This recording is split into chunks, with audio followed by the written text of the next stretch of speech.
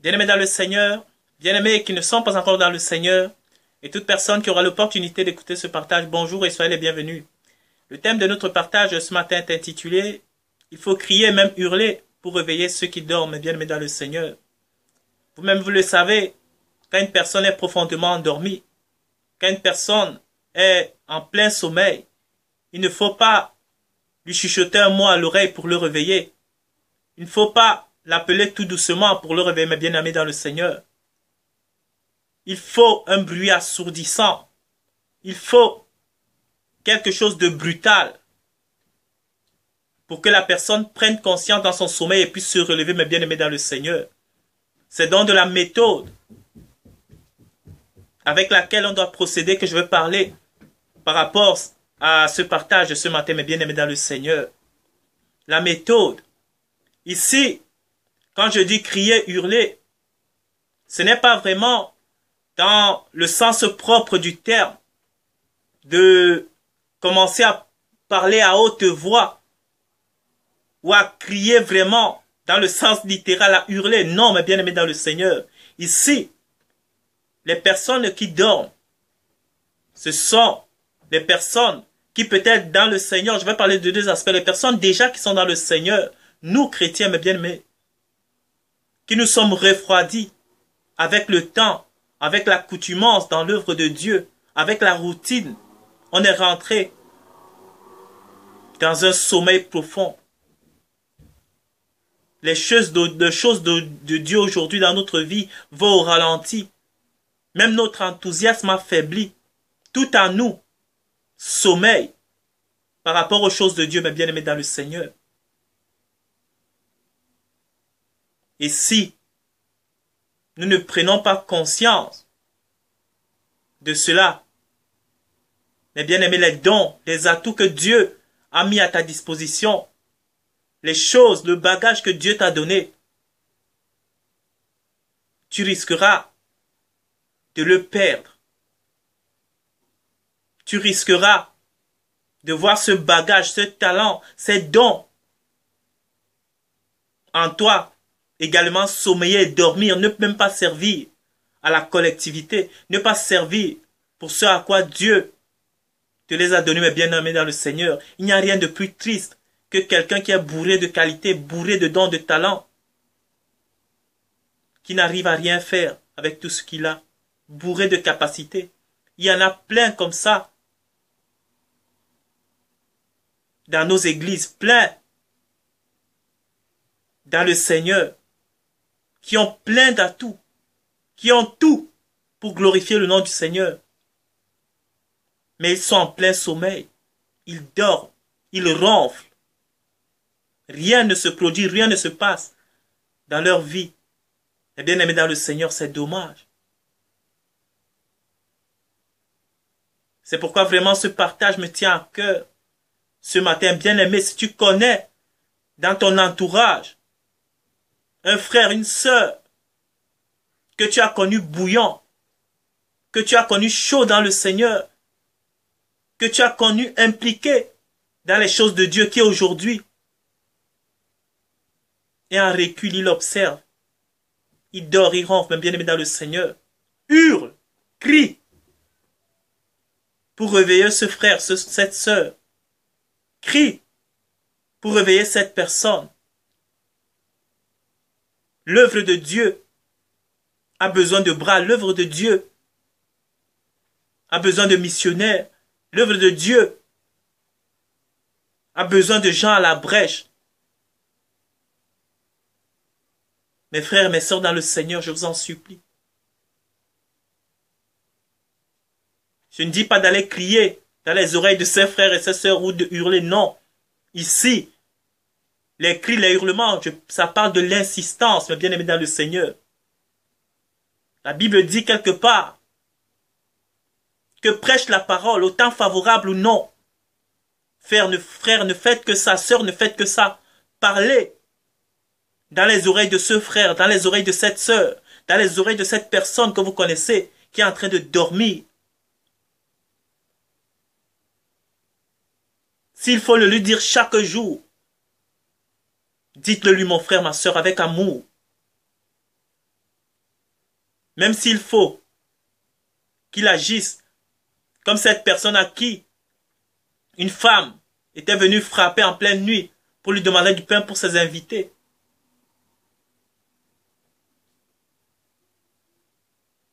Il lui a dit qu'il n'en avait pas. Mais à cause de ce que le type insistait, il a finalement donné. Et une autre femme encore qui demandait justice à un juge. Elle a importuné le juge jusqu'à ce que le juge a dit pour que cette femme me foute la paix. Je vais lui donner ce dont elle a besoin. Frère, même s'il faut que ce frère ou cette sœur te déteste à cause de cela, rappelle-le-lui de se relever, de se mettre debout, mon bien-aimé dans le Seigneur. Et pour ceux-là qui ne connaissent pas encore Dieu, mes bien-aimés, agissez par rapport à ces vies-là. C'est le deuxième point. Hurlez, criez à leurs oreilles que le châtiment, la colère de Dieu est là, elle est proche. Montrez-les, criez-leur l'amour de Jésus.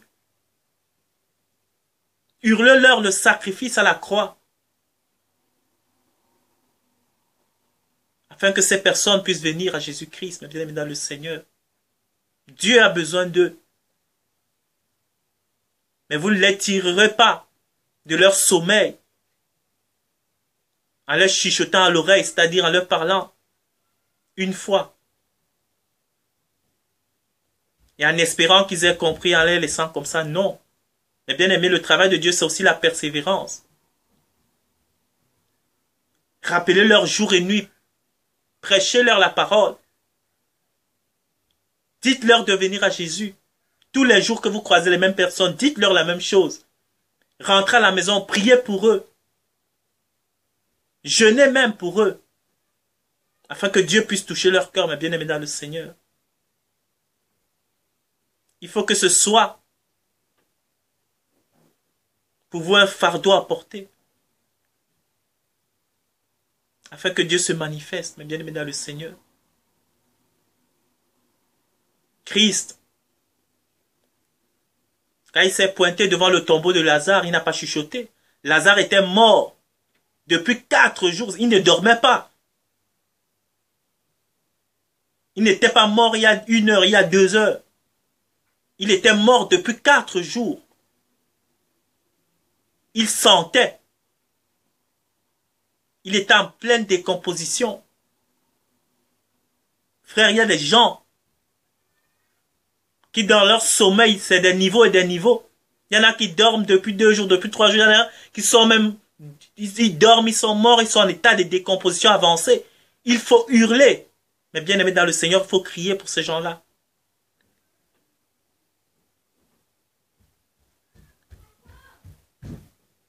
Christ n'a pas dit, Lazare, s'il te plaît, sors du tombeau. Il a hurlé. Il a crié d'une voix forte, Lazare, sors! Il a crié.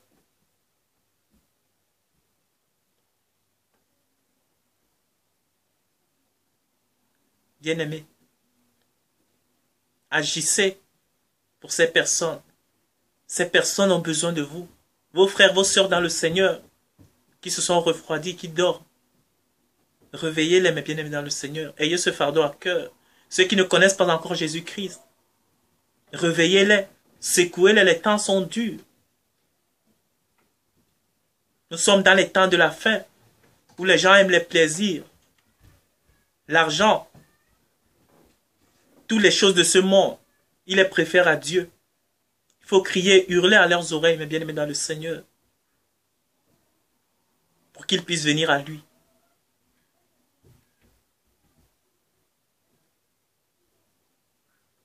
Christ a besoin de toi. Pour ce travail, es-tu prêt aujourd'hui à te donner comme objectif que les 6 derniers mois de l'année qui restent, tu vas les prendre vraiment à cœur pour réveiller ceux qui dorment. Tu les prendras à cœur pour hurler et crier aux oreilles de ceux qui dorment. Hurler et crier ici. Par la répétition. hurler, crier, par la persévérance, à dire et à redire,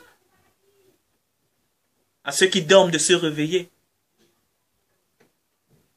afin que Dieu rallume leurs dons, afin que Dieu puisse rallumer la mèche, et que nos frères et nos sœurs puissent redevenir bouillants pour le Seigneur, mes bien-aimés dans le Seigneur. Voilà ma petite exhortation que je voulais faire pour ce matin. Soyez vraiment bénis. Ceux qui ne connaissent pas encore le Seigneur Jésus-Christ, venez à lui, donnez-lui votre cœur. C'est lui le seul moyen par lequel vous pourrez atteindre Dieu. Vous ne pourrez pas atteindre Dieu à prix d'argent. Vous ne pourrez pas atteindre Dieu à prix de vos bonnes actions. Vous n'atteindrez pas Dieu en allant donner des dîmes et des offrandes à l'église. C'est là que ça se passe, mes bien-aimés dans le Seigneur. Dieu a besoin de votre cœur. Dieu a besoin de votre vie, que vous la lui dédiez.